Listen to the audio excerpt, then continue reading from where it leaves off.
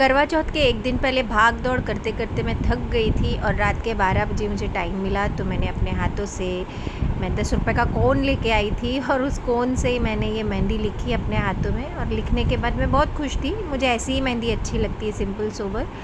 और उसे कर के देख रही थी मैं, मुद्राएं बना के हाथों की। फिर हुआ अगले दिन मैंने फटाफट शावर लिया और सारे घर के काम निपटाए। उसके बाद हम पूजा करने बैठ गए। हमारे यहाँ 12 बजे से पहले ही पूजा हो जाती है करवा चौथ की, क्योंकि हमको सूरज को जल देना होता है। तो सासू माँ बैठ गई हैं साथ में और मैंने पूरी तैयारी कर ली पूजा की। और मैं उनसे पूछ के वो मुझे बताती जा रही हैं और मैं करती जा रही हूँ। भगवान को सारे तिलक किए, करवा चौथ माता को तिलक किया और उसके बाद मैंने पूरी कथा पढ़ी। यहाँ पे माँ तैयार नहीं हुई, माँ जस्ट कंफर्टेबल कपड़ों में बैठ गई और माँ बिल्कुल अपनी मम्मी, उनकी माँ यानी कि नानी जी के जैसे दिख रही हैं बिल्कुल इस समय, जैसे बड़े बुज़ुर्ग हो जाते हैं।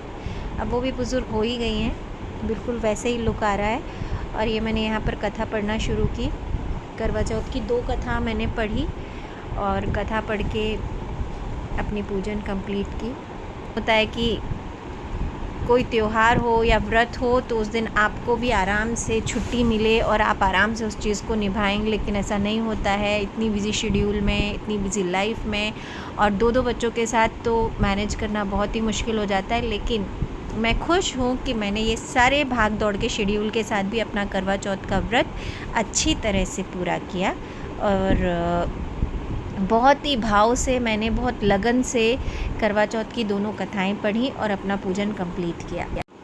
कथा करने के बाद थोड़े से चावल होते हैं जो हमें अपने आंचल में बांधने होते हैं। ये कथा मेरी कंप्लीट होने के बाद मैंने अपने दुपट्टे में चावल बांध दिए, जिसे चंद्रमा को अर्घ देते हैं और उसके बाद हम जल चढ़ाते हैं। और पूजन कंप्लीट कर ली और मैं पहुंच गई सीधे शाम के शेड्यूल पर। शाम को ये मेरे पास टाइम पास करने के लिए कुछ नहीं बचा था, भूख के मारे मेरी जान निकली जा रही थी, तो मैंने 2-4 रील शूट कर ली। ये देखो यहाँ पर, और ये रील भी मैंने यूट्यूब पे भी डाली हुई है और अपने फेसबुक पर भी कुछ फ़ोटोज़ भी क्लिक कर ली यहाँ पर और इंस्टाग्राम पर भी डाली।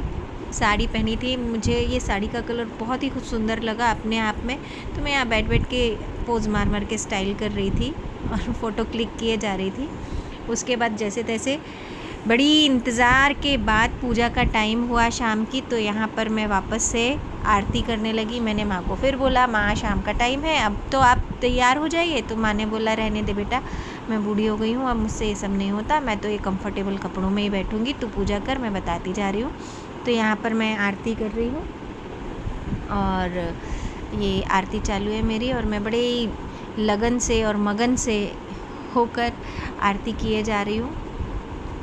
और यहाँ पर आरती गाते गाते मेरे गले में बहुत ऐसे खिच सा होने लगा और गला बहुत सूखने लगा। लेकिन पता नहीं क्यों इस व्रत में कहाँ से ऐसी शक्ति मिलती है कि हम सब कुछ बर्दाश्त कर लेते हैं, सब सहन कर लेते हैं और सब कुछ अच्छे से कर लेते हैं। और ये मैं टेरेस पे पहुँच गई अपना व्रत खोलने के लिए और ये मैं अपने पति देव के साथ मैंने कुछ पिक्स क्लिक की।